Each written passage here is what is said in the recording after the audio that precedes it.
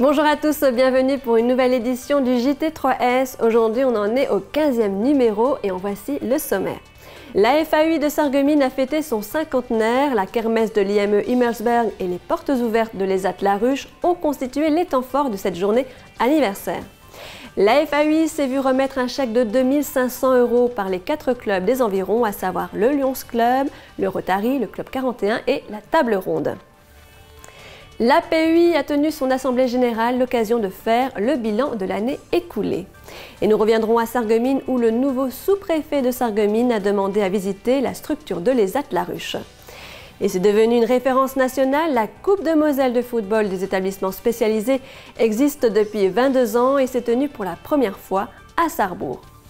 Les licenciés du club de judo de Sarreguemines ont quant à eux participé au championnat de Lorraine et ont obtenu de très bons résultats. Et pour terminer ce JT, vous verrez que pour la première année, le restaurant de l'ESAT de Sarreguemines a participé à l'étape gourmande.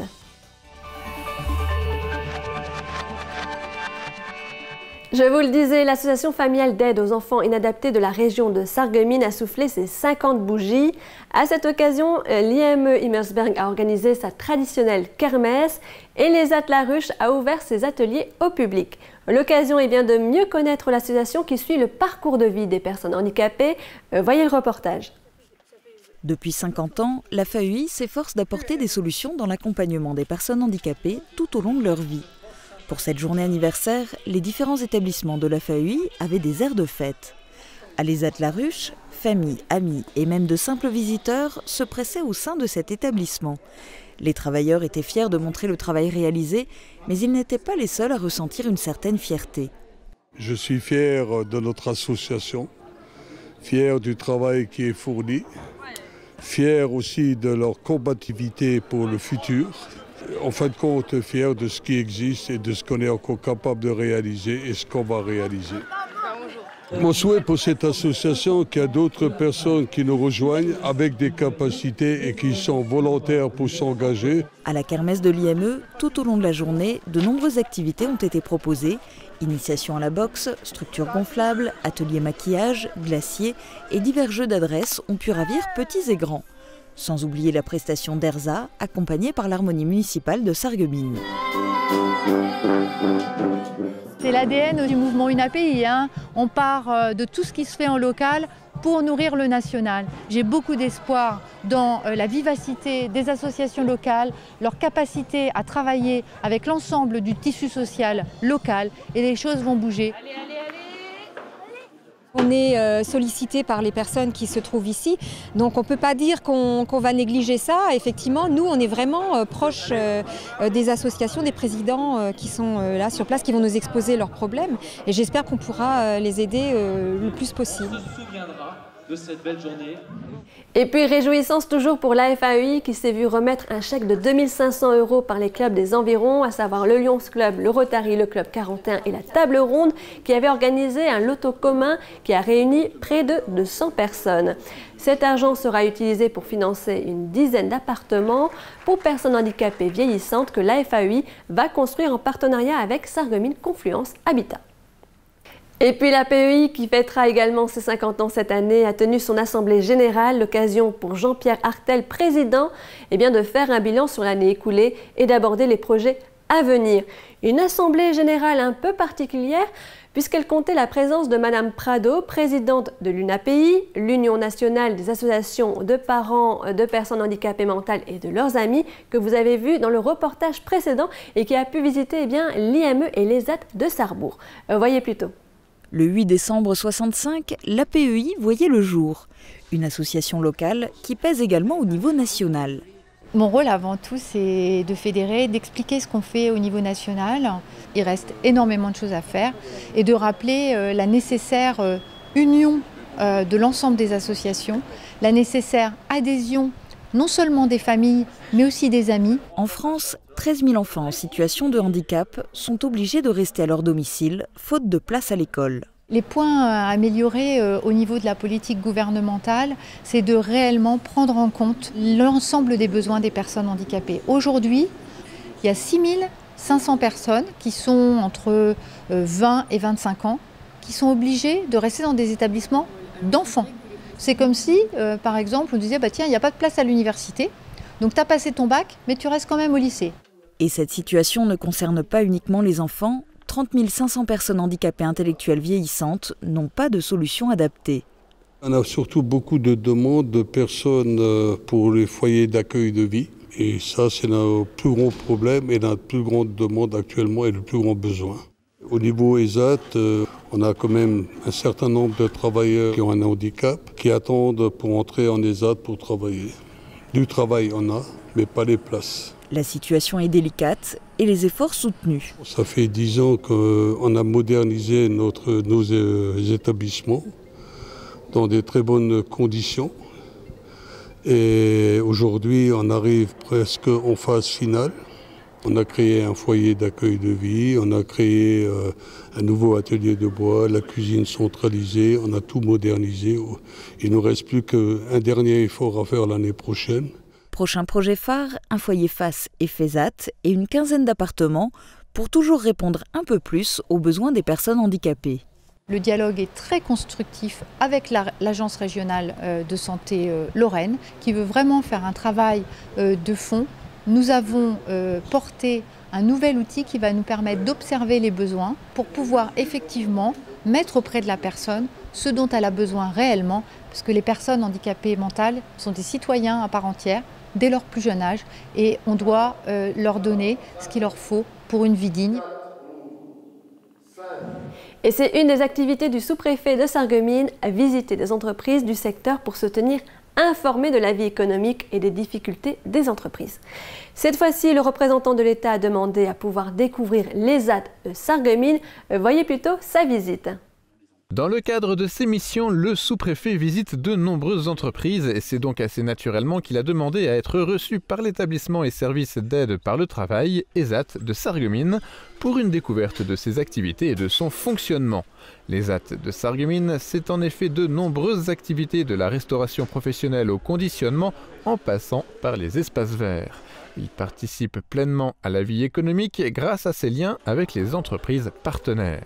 Ça fait partie de cette part de notre société où nous devons pouvoir offrir une activité professionnelle à des personnes handicapées, quel que soit leur handicap. Pour l'établissement sarregueminois, cette visite est l'occasion de montrer le fonctionnement de l'ensemble des activités proposées, tout en précisant par la voix de son directeur que l'ESAT n'est pas concurrentiel du milieu du travail ordinaire, mais intégré dans le paysage économique.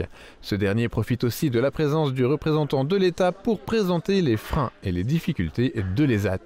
Sur les projets d'accueillir plus de monde, par exemple, actuellement on a 40 personnes en liste d'attente. Bon, si on pouvait créer des places nouvelles, ce serait bien, quoi. Voilà, et là on aura peut-être besoin effectivement de l'appui du sous-préfet. La demande est en effet forte pour intégrer cet établissement situé au cœur de la zone industrielle de Sarreguemines. Un atout pour le fonctionnement de l'ESAT qui peut ainsi trouver des entreprises partenaires très proches. Concernant la visite elle-même, le sous-préfet précise l'intérêt de celle-ci dans le cadre de ses missions. Lorsque je visiterai d'autres entreprises classiques, je penserai aux clauses sociales que la loi prévoit. Penser pour les chefs d'entreprise en termes de facilité d'insérer des clauses sociales dans le fonctionnement de leur entreprise et de développer un partenariat avec cet établissement.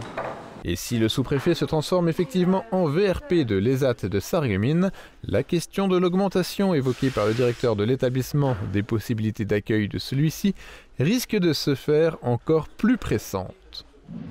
Du sport à présent, cela fait déjà 22 ans que les footballeurs des établissements spécialisés de Moselle et environ se réunissent pour la Coupe de Moselle.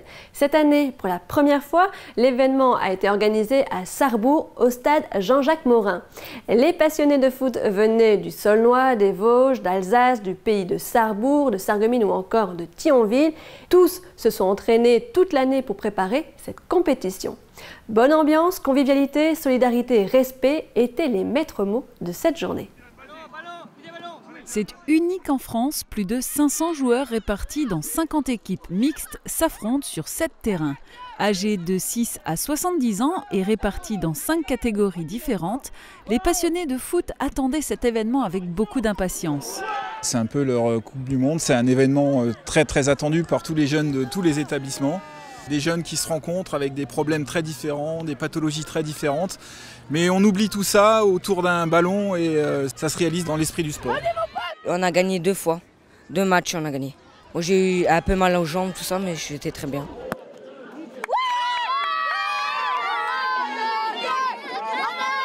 Super contente de la journée. On a gagné la coupe et une médaille. La journée offre beaucoup plus que des médailles et des trophées. C'est un moment de convivialité et de solidarité où le fair-play et l'acceptation de la différence sont mis en avant. Le football est avant tout un sport universel. À ce titre-là, aujourd'hui, ce sont des arbitres officiels qui viennent évidemment bénévolement, qui pour beaucoup d'entre eux ont pris congé aujourd'hui pour le plaisir et pour le devoir qu'ils ont d'être présents pour cet événement aujourd'hui. De nombreuses familles de tout le département n'ont pas hésité à faire le déplacement pour l'occasion. Des cris, des larmes, des éloges et du suspense ont fait partie du spectacle. Je suis super content, les jeunes ils ont tout donné, on était prêts, on savait qu'on pouvait gagner aujourd'hui. En plus on jouait à domicile à Sarrebourg. Sarreguemines était une équipe très dure, c'est toujours une rivalité avec nous. C'était très compliqué, de toute manière au tir au but, je veux dire, on ne sait jamais qui c'est qui va gagner. Aujourd'hui c'était nous et je pense que c'est mérité au vu de l'ensemble de la journée, quoi. Il y a quand même quelque chose de beau à voir, c'est qu'on peut regarder ça avec un regard d'enfant et une bonne dose d'humilité. Parce que je veux dire, il y a vraiment le foot pour le football. Et comme la devise d'ailleurs du district mosellan, donc le jeu avant l'enjeu. Ce qu'on retient surtout, ce sont les joies partagées, ce sont effectivement l'engagement et c'est finalement le partage d'une passion qui est celle du football tout simplement. Oui, bravo à eux tous qui ont montré du beau spectacle. Et on poursuit avec du judo à présent. Ce fut un déplacement payant pour les licenciés du judo club, les 4S de Sarreguemines. On les voit sur ces images amateurs en séance d'entraînement. Mais ils se sont rendus à Ligny-en-Barrois pour les championnats de Lorraine. Et sur les 26 licenciés que compte le club, 24 ont atteint le podium. À savoir 13 ont décroché la médaille d'or, 5 celle d'argent et 6 celle de bronze. Ceci les qualifiant au championnat de France organisé cette année à Mont-de-Marsan. Félicitations à eux. Et pour terminer ce JT, le restaurant Les Attes de Sarreguemines a participé pour la première année à l'étape gourmande qui en était à sa 3e édition à l'hôtel de ville de Sarreguemines. Et c'est aux côtés des grands noms de la gastronomie que Les Attes a montré son savoir-faire culinaire. Son stand a même été pris d'assaut. Parmi les préparations qui ont titillé les papilles, il y avait des verrines de cèpe avec mousse de foie gras et brochettes de magret sur toast avec confit d'abricot. Les créations gastronomiques effectuées par 4 usagers de Les Attes ont été imaginées et en partie également réalisées par 2 chefs expérimentés, à savoir le responsable de cuisine qui vient de Landsbourg et son second qui lui a travaillé à l'auberge Saint-Walfried. Le stress de la première participation s'est mêlé à l'enthousiasme et à la fierté de voir ces préparations appréciées. Voilà, fin de ce JT, j'espère qu'il vous a plu. Je vous donne rendez-vous très prochainement sur g3s.org. Tous les 3 mois, vous le savez, nous vous proposons un nouveau JT. À très bientôt.